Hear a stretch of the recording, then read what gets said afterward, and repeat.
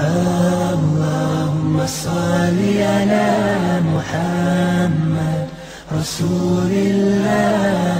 اللهم صل على محمد نبي الله. اللهم صل على محمد رسول الله. اللهم صل على محمد رسول الله. Donc dans le pardon, il y a à la fois l'amour de Dieu pour toi et l'amour de ton amour pour Allah subhanahu wa ta'ala. C'est pour cette raison, mes très chers, que Dieu dit, il aime véritablement les personnes qui se rédiment, qui se repentent, comme il aime également les personnes qui cherchent bien entendu à faire quoi? À se purifier. إذن التوبة أيضا من معانيها التطهير. Le fait de se purifier, d'après ce que le prophète sallallahu alayhi wa sallam nous apprend, il enlève les péchés. Par quoi? Par la douleur. Donc, la douleur, c'est un expiatoire, un moyen par lequel Allah subhanahu wa ta'ala retire les péchés de chacun de nous, et à la place, il met quoi? Des hasanat. C'est pour cette raison que je vous disais, le prophète sallallahu alayhi wa sallam a dit, il n'arrive aucun malheur, aucune souffrance, aucune douleur, si petite soit-elle, aux croyants, sans qu'Allah subhanahu wa ta'ala absolve ou absout. Et mettre à la place des péchés et mettre à leur place quoi? Des hasanat.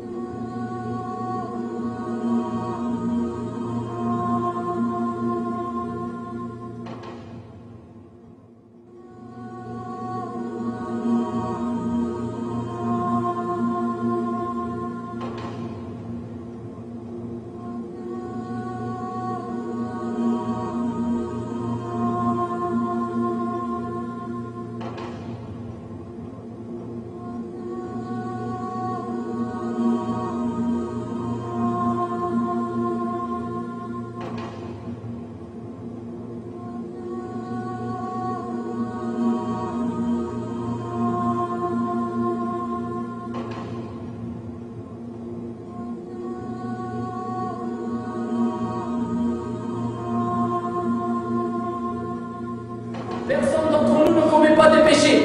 Et toute personne qui commet des péchés se doit de demander le pardon d'Allah subhanahu wa ta'ala. De plus, quelqu'un va nous dire, pourquoi le messager d'Allah alayhi salatu wa salam se repentait autant de fois et demandait autant de fois pardon à son Seigneur tabaraka wa ta'ala alors que ses péchés passés et futurs ont été pardonnés?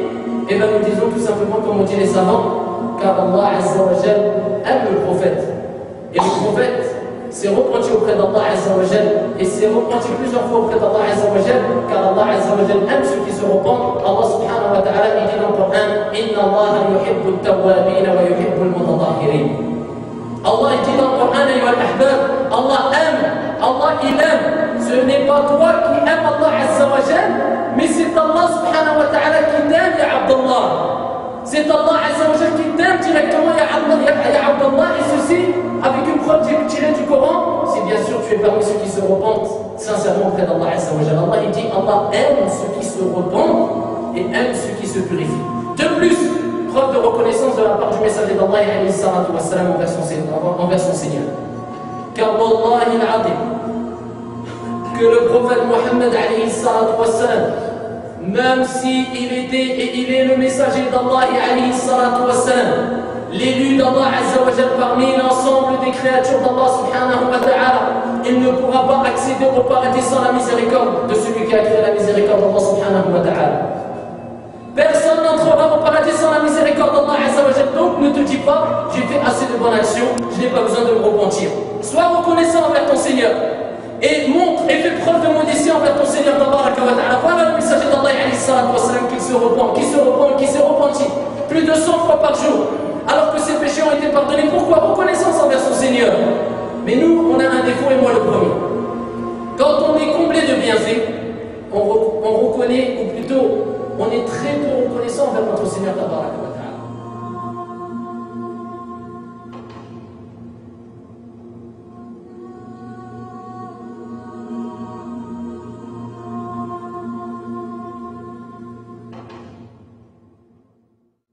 où le prophète sallam nous a parlé des al-mubiqat sab'a, c'est-à-dire des sept grands péchés, des péchés qui le plongent dans la perdition. Ayadan billah.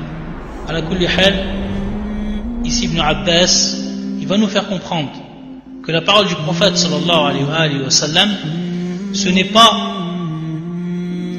la restriction des grands péchés à ces sept, mais que parmi les grands péchés il y a ces sept. Et comme l'ont rappelé les savants, le prophète sallam les a cités dans ce hadith comme étant al-mubiqat, sab'a al-mubiqat, lianna min afhash al-kaba'ir. Ça fait partie des plus vils et des plus ignobles parmi les grands péchés. Ma'a kathrati wuqu'iha, malgré que ce sont des péchés que l'on retrouve beaucoup chez les gens qui sont pratiqués. Ayadan billah.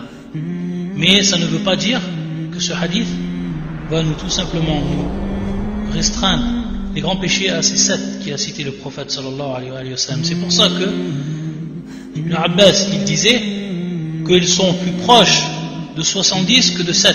Ils sont plus proches de 70 grands péchés, donc ce qui va entrer dans le film Mubiqat, que de 7. C'est dans ce sens donc on va comprendre la parole de Ibn Abbas. Et dans une autre version également de Ibn Abbas, il disait Sab'amiya, c'est-à-dire 700, jusqu'à 700 grands péchés. Et c'est pour ça qu'il va dire le shir maintenant, pour nous faire comprendre cette question-là. Il nous dit وَمَنْ تَتَبَّعَ الذُّنُوبَ الَّتِي أُطْلِقَ عَلَيْهَا إِنَّهَا كَبَائِرٌ وَجَدَهَا أَكْثَرَ مِنْ 70. C'est-à-dire que celui qui va maintenant examiner tout ce qui va être suivi donc d'une grave menace dans le Coran et dans la Sunna, taïb, c'est-à-dire donc qui va examiner les péchés majeurs, il va tout simplement s'apercevoir, il va découvrir qu'ils sont plus de 70, qu'ils sont plus de 70. Donc si maintenant on faisait une recherche et on regardait donc d'après ce qui nous a été donné comme définition auparavant pour donc définir le grand péché, c'est-à-dire que l'on va retrouver des péchés qui vont engendrer une malédiction, une colère, un châtiment, etc., comme on l'a vu auparavant, donc on va s'apercevoir qu'il y en a plus que 70. C'est ce que nous dit donc le cheikh. Et donc la personne va en trouver beaucoup plus que ce qui a été cité. Donc c'est tout simplement, comme on l'a dit, c'est dans un premier temps un titre d'exemple, et ça a été cité comme dans l'exemple du prophète sallallahu alayhi wa sallam, le hadith du prophète sallallahu alayhi wa sallam, c'est sept-là parce que ce sont les pires, et que ce sont les plus ignobles, les plus vils, alors que malheureusement, ils sont pratiqués.